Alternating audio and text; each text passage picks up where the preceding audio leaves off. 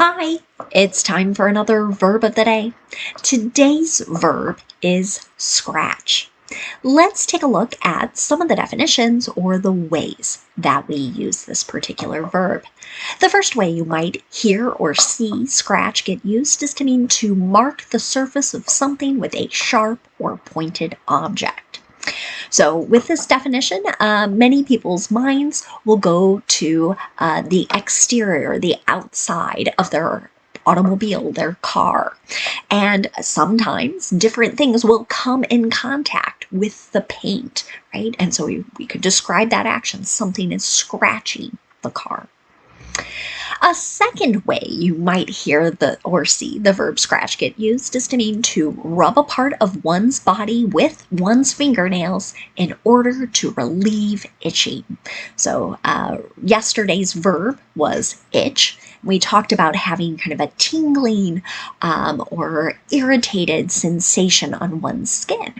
And so this is how these two verbs connect.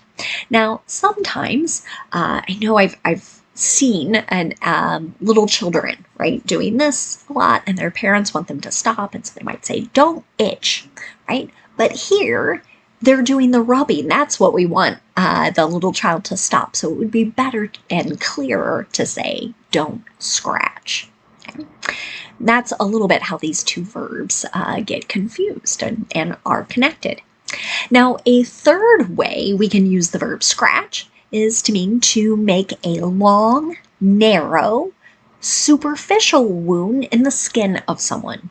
So here, superficial, what we mean is really it's on the surface. It's not deep, right? There's not blood going everywhere, but there are different plants, things that your arm or leg might run up against that create kind of a long mark.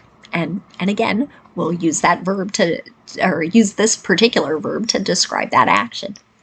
Now, a fourth way you might hear scratch used is to mean to withdraw from a competition.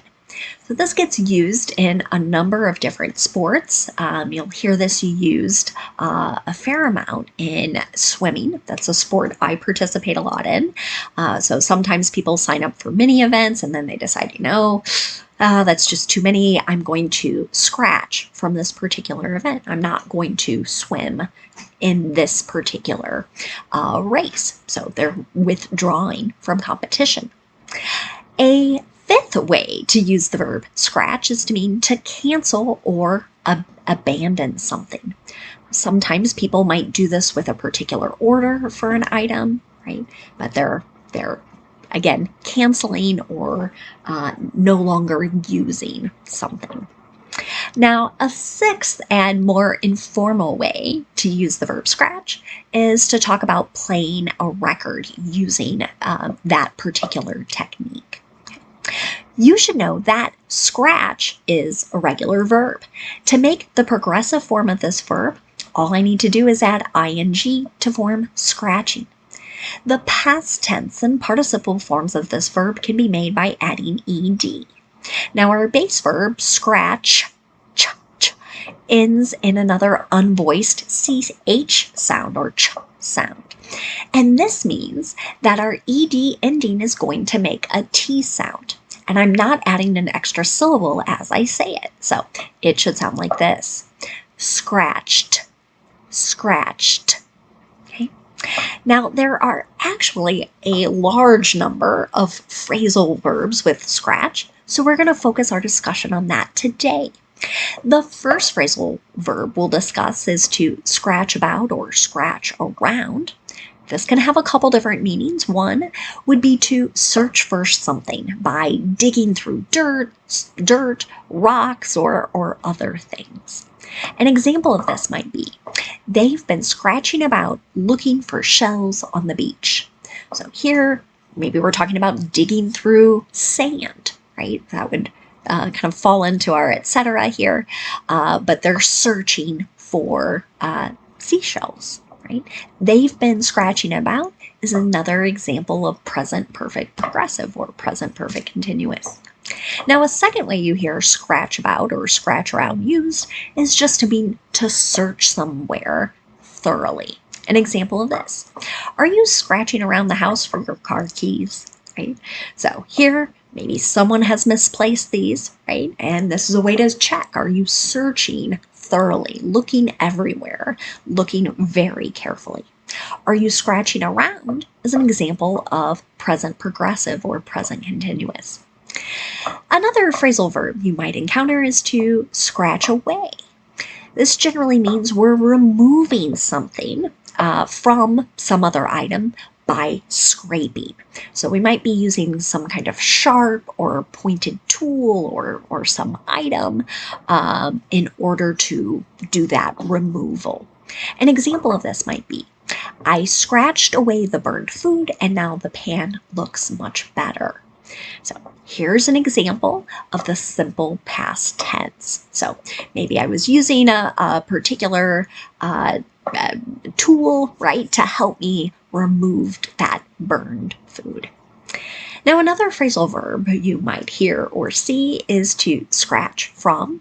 This can have a couple different meanings. One is back to that meaning of removing something. And again, many times we're using something that's rather sharp or pointed in order to scrape the surface. An example of this: we'll scratch the paint from the ceiling before we repaint.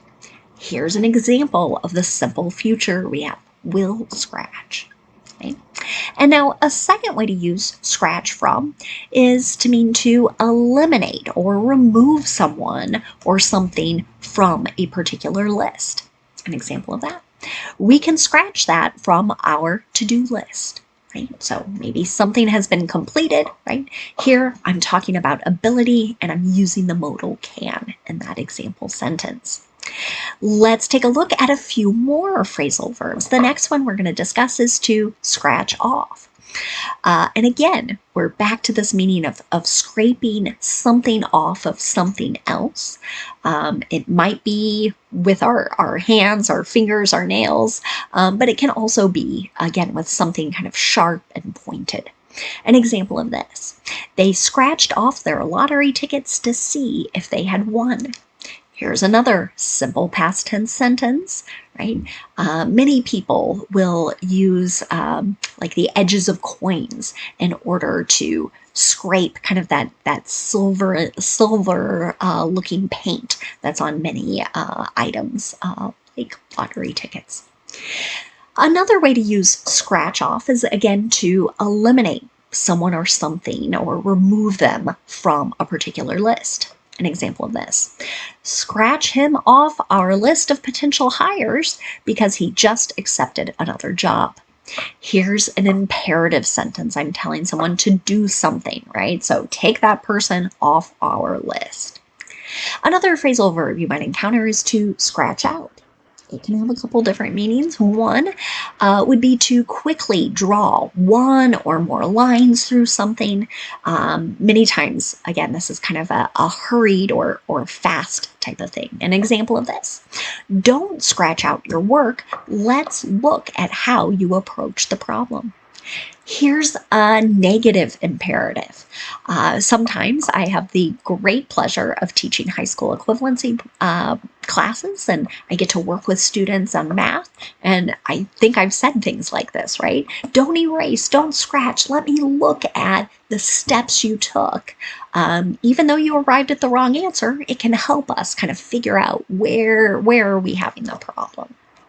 Now, a second way to use scratch out means to accomplish something with great effort. So it might also be through a lot of difficulty. An example of this: can you scratch out a living doing that?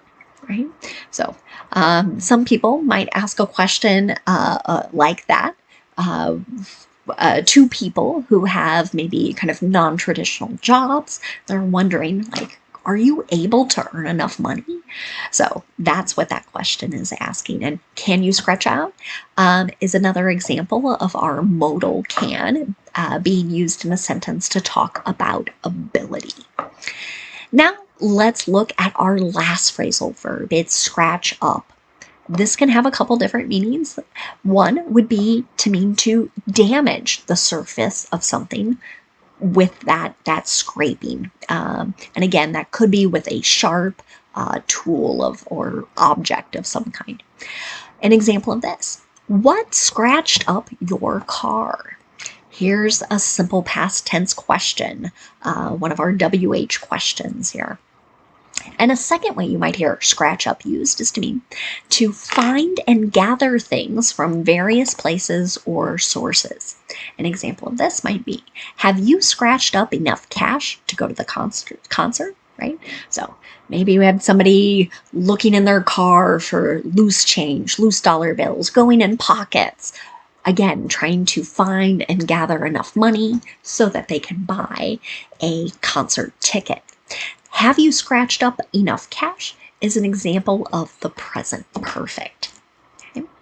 Now let's spend a few minutes looking at some words and a phrase related to our verb scratch. And the first word we're going to look at is just the noun form of this word. So it's got the exact same spelling and the exact same pronunciation. One way to use the noun scratch is to refer to either a mark or a wound that has been made from scratching or made by scratching. An example of this might be, the cat left several scratches on my arm. A second way to use the noun scratch is to refer to the act of scratching oneself to stop that itching or tingling sensation. An example of this might be, can you give my back a scratch? A third way to use the noun scratch is to refer to a slight or insignificant wound or injury. An example of this might be, he walked away from the accident with just a few scratches, right? So no really severe injuries is what's meant by that. Now, a fourth way you might hear the noun scratch used is a way to talk about money. This is really informal, it's slang. An example of this might be, do you have any scratch I can borrow? Right? So here, someone's asking for money. Now, another related word we might encounter is the adjective scratchy. This adjective can have a couple different meanings. One would be to describe some kind of rough and uncomfortable texture that tends to cause that tingling or itching sensation. An example of this might be, this shirt is way too scratchy. Now, a second way you might hear scratchy used is to describe a rough-sounding voice or noise. An example of this might be, she's had a scratchy voice since she got sick last week. And a third way you hear the adjective scratchy used is to mean to make a crackling or rough sound because of scratches on the surface. So how you might hear this used would be maybe to describe an old record as being very scratchy. Now, one phrase for us to discuss that you might encounter is from scratch. Okay? What this means is from the very beginning. And generally what it means is we're not utilizing or relying on any help or previous work. An example of this might be, did you make this cake from scratch? Okay. So what that would mean is I didn't take a box mix where many of the ingredients have already been assembled or pre-made for me. That would be that sort of extra help or extra assistance. So here they're wanting to know, did I start with just the basic ingredients? No sort of outside assistance. Thank you so much for watching today's video. I hope you have a great day.